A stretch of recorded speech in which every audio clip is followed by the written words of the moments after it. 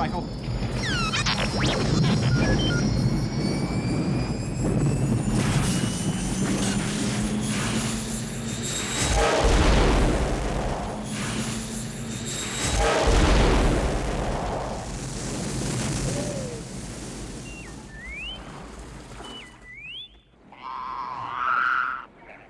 When Luke crashes on Dagobah, now he really goes to his master teacher, which is Yoda, and learns skills way beyond what he knew before.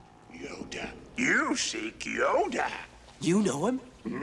Dagobah is this like swampy, yucky place that you just don't even want to get near. You can sort of smell the yuck in the air.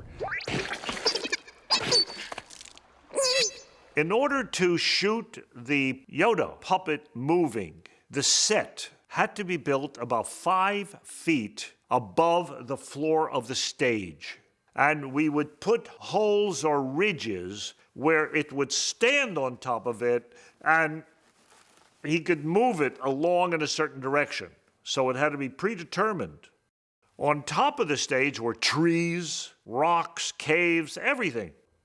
Now, they couldn't hear above, and Mark couldn't hear Frank Oz. How do you do a scene? You can't hear each other. I give Mark a lot of credit for this. Rehearsing it many times, and it was timed so that we could fit the words in later. I don't know. I feel like... Be like what? Like we're being watched. Oh, wait, put your weapon. I mean you no harm. I am wondering, why are you here? Well, I think the speech pattern, the syntax was there on the page that Larry and George wrote. That was one of the wonderful things about it that helped me figure out his character. And so all I did was I asked George to let me take the ball and run with that syntax instead of just having the syntax occasionally. Let me run with it and really go all the way and always have that kind of syntax. And that's kind of what I did. But it was really their creation first. When I was doing Yoda on the set, besides having fun, it was tremendously difficult physical work. I had somebody doing the cables for the ears, and somebody else was doing the cables for the eyes, and somebody was doing the left hand. So I had, me and 3 other people trying to bring one character to life, moving around. So I had to do it over and over and over and rehearse, and then say, okay, I'm ready, and let's shoot. The first day of shooting, we had to scrap. Partly because I did a lousy job, I felt, and George was good enough to do that, to let me do it again. Also because I think one eye wasn't working, so I had to always move his head to one side so you couldn't see the eye that wasn't working. Well, it was Kirsch who did a magnificent job. I mean, he really was very, very instrumental in how Yoda was first seen to the public, shown to the public. And he was the one who really pushed for that impishness there in the beginning. Put that down. No, we... Hey! It's my dinner. How you get so big getting food of this kind? We did a couple of shots at ILM. We did a shot of R2 sort of shooting out of the water, and then we did a shot of some sort of creature swimming around in there.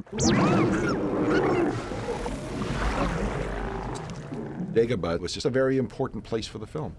And Luke comes out of that a different person. He goes into the cave to confront his fears, and he doesn't want to do it, but he sort of finds out the lack of limits of what he's capable of doing. There is a leap of faith that you can make and you can willingly make as an audience viewer. And if you make that leap of faith, then whatever's presented to you is a wonder. You're not in the movie theater anymore, and you totally believe it.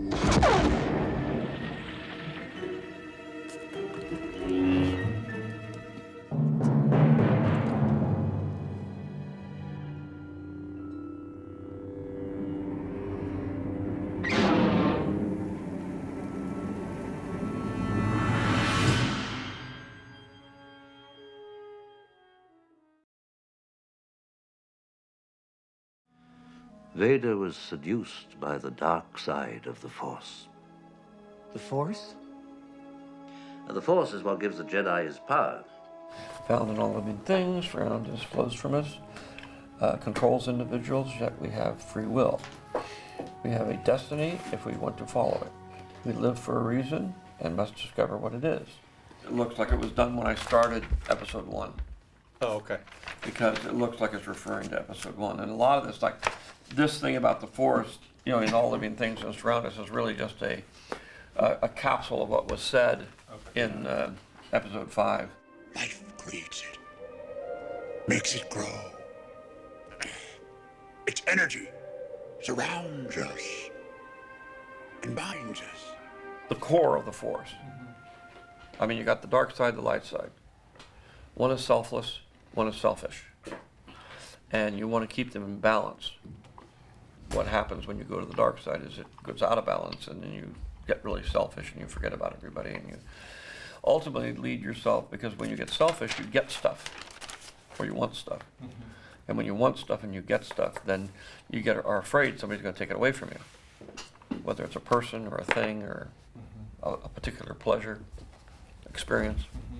Once you become afraid that somebody's going to take it away from you, or you're going to lose it, then you start to become angry, especially if you're losing it. And that anger leads to hate. And hate leads to suffering. Mostly on the part of the person who's selfish, because you spend all your time being afraid of losing everything you've got, instead of actually living. Where joy, by giving to other people, you can't think about yourself, and therefore there's no pain. But the pleasure factor of greed and of selfishness is a short-lived experience. Therefore, you're constantly trying to replenish it. But of course, the more you replenish it, the harder it is to, so you have to keep upping the ante. You're actually afraid of the pain of not having the joy. So that is ultimately the core of the whole dark side, light side of the Force. And everything flows from that. Obviously, the Sith are always unhappy because they never get enough of anything they want. Mostly their selfishness centers around power and control. And the struggle is always to be able to let go of all that stuff. And of course, that's the problem with Anakin ultimately is you're allowed to love people, but you're not allowed to possess them. And what he did is that he, fell in love and then married her and then became jealous. And then he saw in his visions that she was going to die. He couldn't stand losing her. So in order to not lose her, he made a pact with the devil to be able to become all-powerful. I am becoming more powerful than any Jedi has ever dreamed of, and I'm doing it for you. But of course, when he did that, she didn't want to have anything to do with him anymore. So he lost her. Anakin, you're breaking my heart. Once you were powerful, being able to bring her back from the dead, well, if I can do that, then I can be Emperor of the Universe. I can get rid of the Emperor. I can do everything. I can make everything the way I want it. And together, you and I can rule the galaxy. Make things the way we want them to be. And once you do that, you'll never be satiated. You're always going to be consumed with this driving desire to have more stuff and be afraid that others are going to take it away from you. And of course they are. Because every time you get two Sith together, you have the master, you have the apprentice, and the apprentice is always trying to recruit another apprentice to join with him to kill the master. Luke, you can destroy the Emperor. He has foreseen this. It is your destiny. Join me, and together we can rule the galaxy as father and son. And the master knows that he's basically everybody below him wants his job. Your hate has made you powerful. Now, fulfill your destiny and take your father's place at my side. The only way to overcome the dark side is through discipline. The dark side is pleasure, biological, and temporary, and easy to achieve. The light side is joy, everlasting, and difficult to achieve. The great challenge must overcome laziness, give up quick pleasures, and overcome fear, which leads to hate.